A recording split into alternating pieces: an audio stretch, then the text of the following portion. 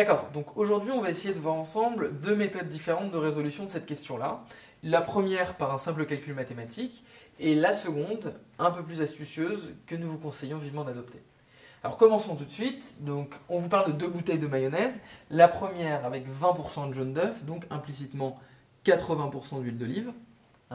Donc si on sait qu'il y a 20% de jaune d'œuf, 20% d'un litre, calcul rapide, 0,2 litres.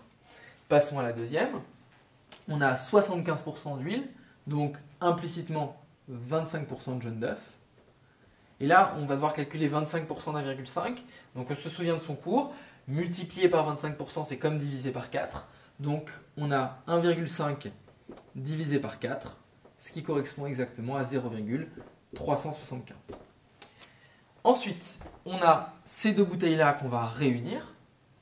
Donc 0,2 litres plus 0,375 litres, ça nous fait 0,575 litres sur un total de 2,5 litres, ce qui correspond après calcul à 23% de jaune d'œuf dans les deux bouteilles lorsqu'elles sont mises côte à côte. Bon, ça c'était la première question, la première façon de faire, excusez-moi. Donc on a véritablement un calcul à réaliser. Maintenant la deuxième, on va essayer d'aller beaucoup plus vite. Donc on a une bouteille avec 20% de jaune d'œuf, une autre avec 25% de jaune d'œuf. Donc si on mélange les deux, la teneur en jaune d'œuf sera comprise strictement entre 20% et 25%. On ne peut pas descendre en dessous de 20% ou aller au-dessus de 25%. Donc on sait qu'on va se trouver dans cette zone-là. Bon, la seule des propositions qui correspond est 23%.